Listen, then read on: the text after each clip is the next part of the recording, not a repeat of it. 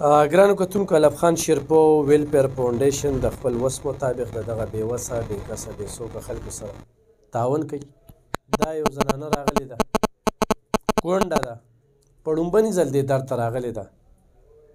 یقینا چې ژوند دی د کړمو سره مخ دی، د دې سره به خبرې اترې کوو چې دې ځای ته راتګ یا کیمرې ته څوک راځي. ډېر عزتداره خلکه دي، خانداني خلکه دي، خو سړی وفات شو، د هغې نه پس چې کوم دی د بچو ژوند ناقلاره دی. بیا هم دا مور نه ما تپوس کوو نو دا وایي چې یاره یو غوا ده، د هغې پی خرڅوو او هغې له ګیام کوم او د دې خپلې بچو خصمانه هم پې کوم، تعلیم هم پې کوم. ها مورې څه به وایې؟ ژوند څنګه تېري؟ بس ټیم تېرېږي، بس ښه تېرېږي. څو بچي دي؟ 6 جینکۍ دي، 2 هلکان دي. 6 جینکۍ دي او 2 هلکان دي. 2 هلکان دي، 6 واړه په کور دي؟ نه، یوه واده شوې ده، اوس میاشت وشوله. ښه، ګټه وټه ستا څه ده؟ لکه بس غوا نه پی خرڅوو که نه، او بس هغې باندې هر څه ځان له راوړو. اوس روژه کې څو؟ بس روژه کې هم ځان له په دغې راوړو او کوجه کې هم راوړو. دا زیار ته مخکې نه معلوم؟ نه، بس موږ بار ته چې ته نه یې وتلي، د کور نه بار نه یې وتلي؟ نه نه، بس موږ دغه روزګار کوو. دا مې 6م کال دی له خاوند، او بس په هغې باندې ځان ساتو.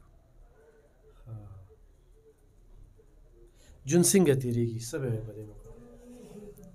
سخت دي، ووایه څو خبرې وکړه. بس ښه تېرېږي. ښه تېرېږي. څنګه ښه تېرېږي؟ لکه ته سبق وایې؟ سویم کې زه علم هم کوم، سکول ته ځم. سکول ته علم کتابونه هم اخلي په دغه کې؟ چې پلار نه وي ژوند څنګه وي؟ بس الله یې تېروي. خپل خپلوان دله څه درکوي؟ زموږ څوک نشته. هېڅوک نشته؟ نه. بچي ته سکول ته ځي؟ ځان سره پیسې وړي؟ نه وړي؟ ولې؟ مور سره نشته. مور سره ني نو ځکه نه وړي. ته به څه وایې په دې موقع؟ ګران دی سکول ته چې ځي ځان سره څه وړي؟ هېڅ هم نه. بچي ستا سترګو کې اوښکې دا وایي چې څنګه تېرېږي ژوند؟ روژه ماتي کې څه وي یاره؟ وایې که نه؟ همه چې یو څو خبرې وکړه چې دا خلک اوري. راشه جاړمه، راشه راشه دې خوا، راشه راشه بچي. څه نه وي تا ته؟ دا ولې جاړي؟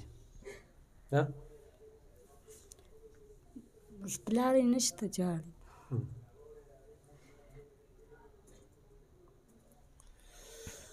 ډېره ګرانه ده ګرانو کتونکو، ډېره زیاته ګرانه ده او زړه م غواړي چې ډېر څه ورله ورکړو،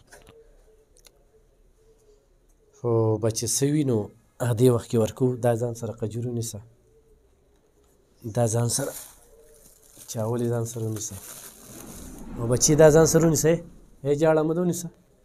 شابه، الله به خیر کړي. ښه څه وي دې ځای ته راځئ کتونکو. لکه څو 6 لوریانې که نه، او هلکان چې کوم دي نو هغه ماشومان دي، ګیام قدر هم نه کوي.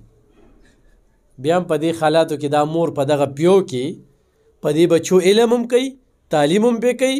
یقینا زه دې مور ته سلام پیش کوم چې دا ډېره یو تکړه زنانه، یو بهادره زنانه چې په دې غوا په دغه پیو کې دا د دغې خپلو بچو خصمانه کفالت په کوم انداز کې کوي.